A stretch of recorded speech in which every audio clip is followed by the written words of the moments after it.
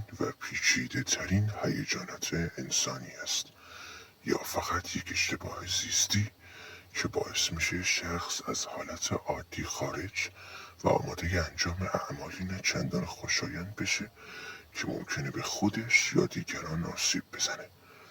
از نگاه فلاسفه خشم عموماً احساس منفی تلقی شده و کنترل آن به میزان شعور و آگاهی فرد مربوط می شده. به عنوان مثال نیچه نگاهی دوگانه داشت. از یک طرف خشم را ضعف میدید و از طرف دیگر آن را پولی برای تبدیل به نیروی خلاق برای عبور از موانع در نظر داشت. اما خشم فقط مربوط به ظاهر و اعمال وابسته به اون نیست، بلکه شامل بخش درونی‌تر و تاریک‌تر ما هم میشه، مثل ذهن ناخودآگاه یا تلقینات اطرافیان و یا عقایدی که به آنها پایبند هستیم.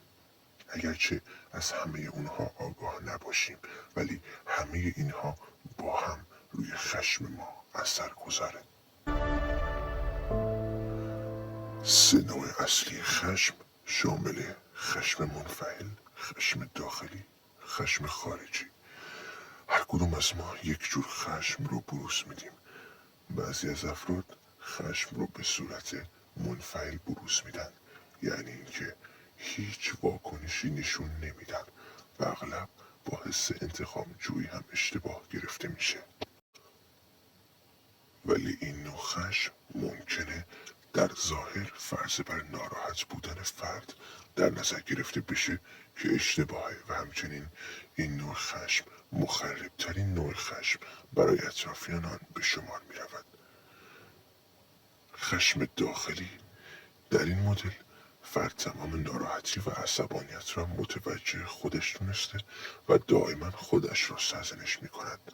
در این مدل برعکس مدل قبل فرد بیشتر در معرض آسیب هست و در صورت افراط در آن میتواند موجب آسیب به دیگران هم باشد. و سرانجام خشم خارجی که خطرناکترین نوع خشم است.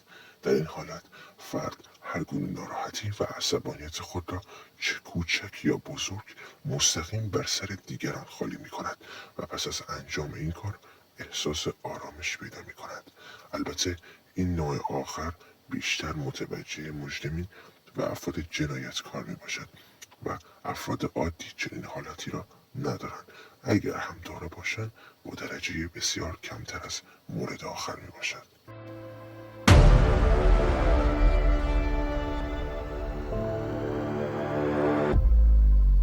دوستان ممنون از این که تا آخر ویدیو من رو همراهی کردید. تا ویدیوهای بعد، خدا نگهدار.